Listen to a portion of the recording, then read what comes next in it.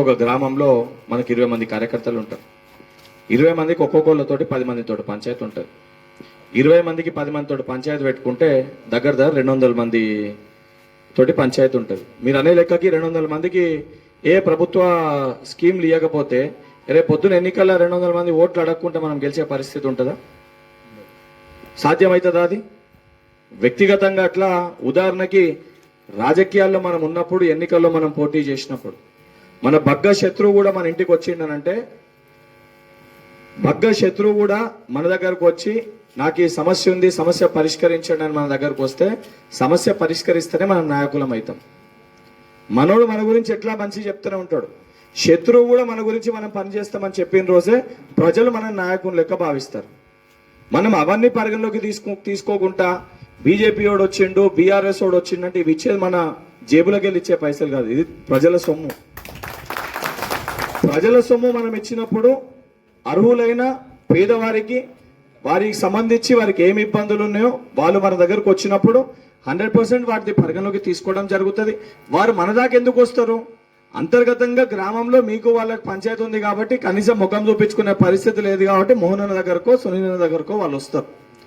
వాళ్ళు వచ్చినప్పుడు నిజంగా మనం నాయకులుగా కావాలని అనుకుంటే, ఇంతకుముందు ఒకరు మాట్లాడుతూ, అదే గ్రామశాఖ అధ్యక్షులు మాట్లాడుతూ, నాకు అక్కడ డబ్బు లేదు ఎన్నికల్లో పోటీ చేయడానికి అని అన్నారు.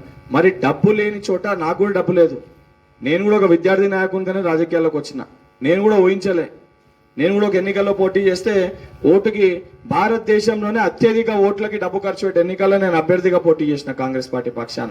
ఒక ఓటుకి 6,000 వంచారు, ఒక ఓటుకి 3,000 వంచారు.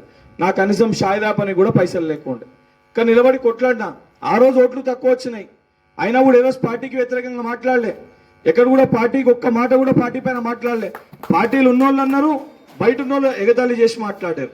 కానీ నా పార్టీకి తెలుసు, పార్టీ నిర్ణయం తీసుకుంటుంది, పార్టీ తల్లి లాంటిది, నా కష్టాన్ని గుర్తిస్తుంది, తప్పనిసరిగా అందరికీ చెంపదెబ్బ కొట్టే విధంగా పార్టీ నిర్ణయం తీసుకుంటుంది అనుకున్నాను. ప్రభుత్వం ఏర్పడ్డది. ఏర్పడ్డాక మొట్టమొదట 2 నెలల్లోనే మొట్టమొదట పదవి నాకు ఇచ్చారు, ఎమ్మెల్సీ చేశారు. నేను ఊహించను కూడా ఊహించలే. కష్టపడ్డాను నిబద్ధతతోటి. ఏ ఒక్క పార్టీ పైన విమర్శ చేయకుండా పార్టీ ఇచ్చిన సూచనల మేరకు పార్టీ త్యాగం చేయమంటే త్యాగం చేసిన, పార్టీ నిలవడమంటే నిలబడ్డా, పార్టీ వెళ్ళిపోమంటే వెళ్ళిపోయినా, పార్టీ ఏం చెప్తే ఆ కార్యక్రమాలని నేను పాటించిన.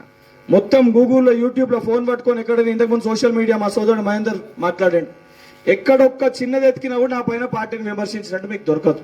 కనీసం ఎక్కడ కూడా అట్లా అని చెప్పి పార్టీలో ఇన్ కేసు ఎవరైనా ఒకరిద్దరు వ్యక్తులు నాకు పడనోళ్ళు ఉన్నా కూడా వాళ్ళని పక్క పార్టీ వాడు తిడితే పక్క పార్టీ వాడిని తిడతా. నాకు పడదు అని తిట్టిండు కదా మంచిదని చెప్పి కూర్చొని, ఆడు కాంగ్రెస్ పార్టీ కండవ వేసుకున్నట్టే నాకు పడ్డా పడకపోయినా వాడు నా కుటుంబ సభ్యుడు.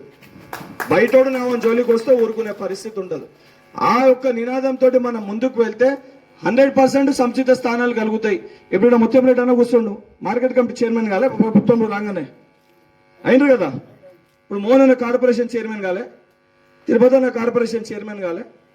ఇప్పుడు ఎన్నికల్లో నిలబడినప్పుడు 119 స్థానాలకి ఎన్నికలు అవుతాయి. 119 స్థానాలకి కాంగ్రెస్ పార్టీలో 1000 మంది ఆశావాహులు ఉంటారు. నేను కూడా ఒక నియోజకవర్గానికి ఆశావాహుని ఉండే, కానీ నాకు ఇయ్యలేదని చెప్పి నేను పార్టీని తిట్టినా అనుకో, గెలిచేది 60, గెలిస్తేనే 119 పోటీ చేయగలుగుతారు. ఫుల్ ఉండే అది మొత్తం దోపిడీ చేసేది. ఏమో దోపిడీ చేయాలని లేదు, కానీ మనకు అదే ప్రజా సమస్యలకు కూడా పైసలు లేనటువంటి పరిస్థితి. మన ముఖ్యమంత్రి గారు అన్నాను, 1 కోటి రూపాయలు ఇవ్వమ్మా మా వేలుకు గ్రామంకు, మీ పిల్లల స్టేడియం కానీ అడిగిన. సునీల్ 1 కోటి గారు 5 కోట్లు ఇస్తా, బిల్లు నా దగ్గర రాకన్నాడు. పైసలు లేవు కదా అన్నకు దోపిక పడదాం, అవసరం ఉన్నప్పుడు నేను పిలిచి ఇస్తా అని చెప్పి పెద్ద మాట చెప్పాడు. అంటే మనం కూడా అక్కడ మస్తు ప్రాబ్లం ఉన్నది. ఖజానా ఫుల్ ఉన్నప్పుడు టీఆర్ ఇష్టం ఉన్నట్టు పైసలు పంచుకున్నారు, డబ్బులు ఇవ్వలేదు.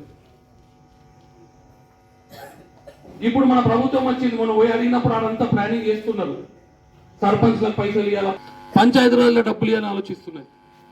500 కోట్ల రూపాయలు రిటైర్డ్ ఎంప్లాయీస్ కు డబ్బులు కేటాయించారు. ఆ రోజు ఖజానాప్పుడు టీఆర్ఎస్ పార్టీ కేటాయించలేదు, కానీ నేడు మన పార్టీ ఖజానా కాలినప్పుడు కూడా రిటైర్డ్ ఉద్యోగులకు ఇబ్బంది పెట్టద్దని 500 కోట్ల రూపాయలు డబ్బులు కేటాయించినట్టు అక్కడ లోపల వార్తలు నేను చెప్తున్నా. ఇట్లా సమస్యలు బాగున్నాయి. మనం వాళ్ళతో కంపేర్ చేసుకోవద్దు. మనం ఫస్ట్ మన ఇల్లు కుదురుకోవాలా, సుధరాయించుకున్న వరకు కొద్ది ఓపికతో మనందరం ఉండాల్సిందే. మనదేమి దారి నడక అంట్లో ముళ్ళ నడకనే, మన దారి ఏం సాఫ్గా లేదు. పార్టీని పటిష్టపరచుకోవాల్సిన అవసరం ఉంది. ముందునే పెద్ద పెద్ద ఎలక్షన్లు దామని అన్నట్టు ఆర్థికంగా ఎవరం కూడా గట్టిగా లేం, అలా తట్టుకునే పరిస్థితి లేం. ఒక్కొక్క సొసైటీ చైర్మన్ కోట్లు సంపాదించుడు దోసుకున్న రైతులని. ఈరోజు మనం ఆ పరిస్థితి లేదు. కడత తీసేసినాం. ఇలా ఆ రోజు చేసిన సొసైటీ చైర్మన్లు ఈరోజు సర్పంచులు, ఎంపీపీలు, జడ్పీటీసీలు పోటీ చేస్తారు. ఆలోచిస్తే భయంగా కూడా ఉన్నది. విపరీతంగా డబ్బు నిజాలకు కూడా విలేకరులకు డబ్బులతో కొంటున్నారు. మీ ద్వారా అక్రమంగా సంపాదించిన పైసలతో ఇవ్వలేడు కూడా మన మీద ఆట ఆడుతున్నాడు. మనం ఒక్కరినొక్కరిని, నేనైతే మీ అందరికి అవైలబుల్ ఉన్నానా లేనా? అందరు ఫోన్ లేపుతున్నానా లేనా? మీరు నాతో నచ్చి మాట్లాడుకుందాం. వేదికల మీద మాట్లాడితే మన పరువు పోతుంది. నాకు కూడా అనిపిస్తారే, నేను చెప్పకుండా వచ్చినాక నేను చెప్పిస్తున్నా, ఫస్ట్ చూస్తా. కానీ వాళ్ళు వాడేసినట్టు మొక్క మీద వాడేసుడు, చింపి పడేసుడు మనం పని చేయొద్దు. వాళ్ళు మన అవసరానికి మన దగ్గరకు వచ్చింది. మీకు తెలియదు, కొంతమంది ఇంటికాడ నిలబడతారు పొద్దు నుంచి సాయంత్రం దాకా, ఆడోళ్ళు తెలక. అరైనా లేడమ్మా హైదరాబాద్లో అంట ఊడినారట. చూసి వాళ్ళకి పాపం భోజనం పెట్టి 1 పూట 2 పూటలు పెట్టి పంపిస్తున్నాడు. రాడమ్మా, అప్పుడు వాళ్ళ కళ్ళు పోయినాక పోతారు, పాపం ఇంటికి వెళ్ళిపోతారు. అటువంటి పరిస్థితి ఉంది ప్రజలది. కొంతమందిది అందరు మన లెక్క ఉండరు. కొంతమందికి ఎవరిని కలవాలో తెలియదు. మీ ఇంటి పక్కకు ఉంటే మీతో కలాలన్న పని తెలియదు. ఓళ్ళు ఒకళ్ళు చెప్తారు, అరే పలానోడి దగ్గర కొన్నా నా నంబర్ ఉరికొస్తాడు నా దగ్గరికి. నేను వాళ్ళు వెనుక కొడితే ఎట్లుంటది?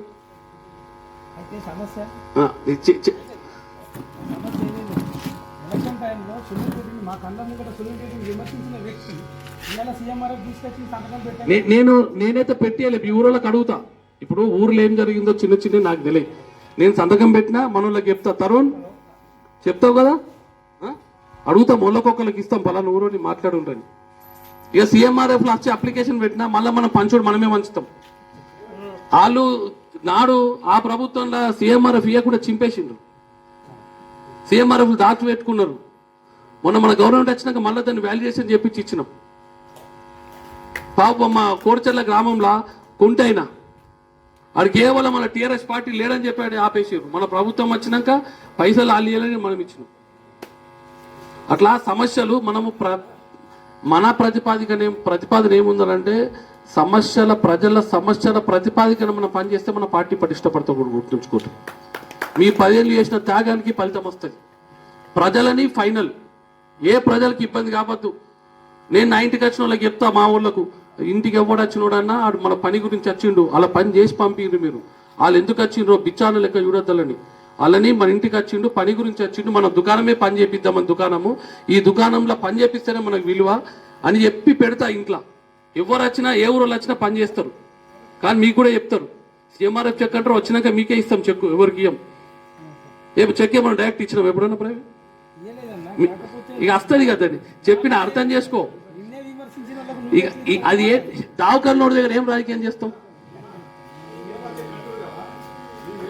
గ్రామాధ్యక్షులు మీరు ఎన్నుకుంటే మీకు రాని వాళ్ళకు ఇంకా వేరే దగ్గర కూడా పదవులు ఇస్తాం. మస్తు పదవులు ఉన్నాయి. రాని వాళ్ళు ఏమి మా గ్రామాధ్యక్షుడే కావాలని పట్టుకొని కూర్చోకుర్రి. ఊరోళ్ళు ఎవరిని ఎన్నుకుంటే వాళ్ళని ఎన్నుకొని హుందాగా మీతో పక్కకు తప్పుకోండి. మిగతా వాళ్ళని రండి, మిగతా దగ్గర మనం అకామిడేట్ చేద్దాం. ప్రతి ఒక్క కార్యకర్త ఇంపార్టెంట్. కానీ మొండివాదం చేస్తే ఏమైందంటే పక్కన కూర్చున్న పెట్టాల్సి వస్తుంది. ఎందుకంటే మనము పెద్ద గుణంతో ఉండాలి. 136 గ్రామాలు, అనేక విభిన్న కులాలు, విభిన్న సంస్కృతులు, ఇదందరూ ఒకటి చేసుకుంటూ రావాలా. మన పార్టీ పటిష్టపరచాల బాధ్యత మన మీద. అందరు సేవలు పార్టీకి అవసరం. గతంలో కూడా ఎవరెవరు శక్తికి మించి పార్టీకి సేవ చేసిర్రు. మీ అందరు కూడా జిల్లా లెవెల్లో, రాష్ట్ర లెవెల్లో కూడా మీకు అన్ని సాధ్యమైన పదవులు ఇస్తాం. నాకైతే మీ అందరు తెలుసు, అన్న లేడు, తమ్ముడు లేడు, ఓళ్ళు లేడు. నేను సింగిల్ మ్యాన్. ఓళ్ళు నా కార్యకర్తలనే చేసుకున్నా.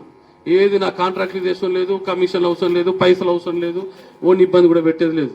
కాకపోతే మొండి ఉంటే నేను కొంత పక్కన పెడతాను. గుణం ముఖం మీద అనే గుణం నా దగ్గర ఉన్నది ఉంటుంది. కానీ మోసం చేసే గుణం అయితే లేదు. దయచేసి పార్టీ పటిష్టానికి అందరూ ముందుకు రావాలా, గట్టి నిలబడాలని చెప్పి మీ అందరూ కూడా కోరుకుంటూ, ఏమన్నా ఉంటే నా దగ్గర రండి మాట్లాడాలని చెప్పి తెలియజేస్తూ మూస్తున్నా.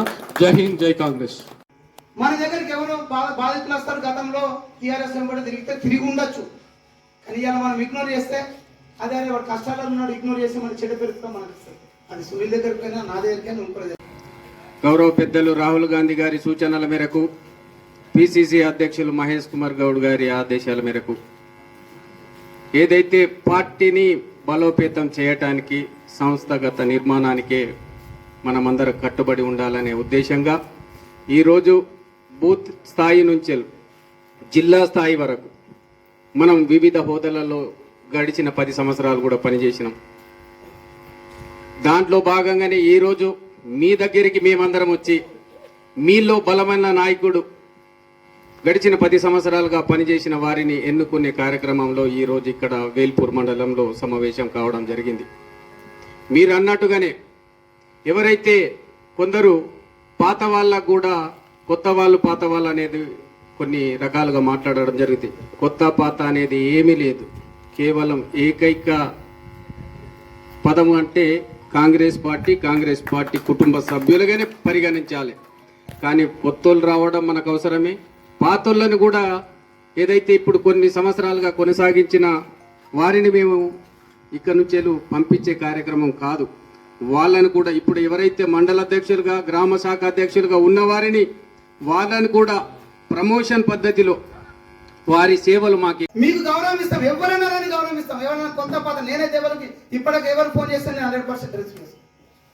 కొత్త లేదు పాత లేదు. నేను 100% ఎంఆర్ఓ మీ కష్టం ఏంటి దయచేసి వేదికల మీద కాకుండా చెప్పుర్రి. మీ కష్టాలు లేవని మాత్రం నేను అంటే ఉన్నాయి 100%.